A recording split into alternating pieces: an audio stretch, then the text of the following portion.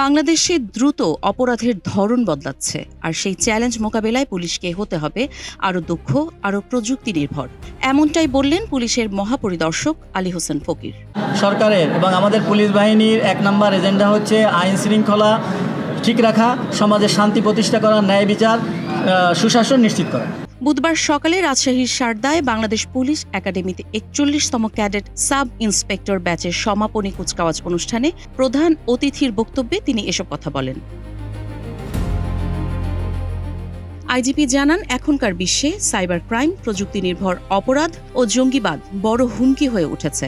তাই পুলিশ সদস্যদের শিক্ষা, সততা, দক্ষতা ও সচেতনতার কোনো বিকল্প নেই। তিনি বলেন, আপনারা শুধু চাকরিতে যোগ দিচ্ছেন না, একটি মহান সেবামূলক পেশায় প্রবেশ করছেন। জনগণের পাশে দাঁড়ানোই পুলিশের মূল দায়িত্ব।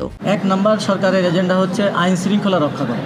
এই আইন শৃঙ্খলা রক্ষার জন্য মূল ভূমিকা পালন করে পুলিশ। এ সময় নতুন কর্মকর্তাদের পেশাদারিত্ব, শৃঙ্খলা ও দেশপ্রেমের উজ্জ্বল দৃষ্টান্ত স্থাপনের আহ্বান জানান তিনি। ২ বছরের প্রশিক্ষণ শেষে ২০৯ জন সাব ইন্সপেক্টরকে বিভিন্ন জেলায় প্রবেশনারি কর্মকর্তা হিসেবে নিয়োগ দেওয়া হচ্ছে।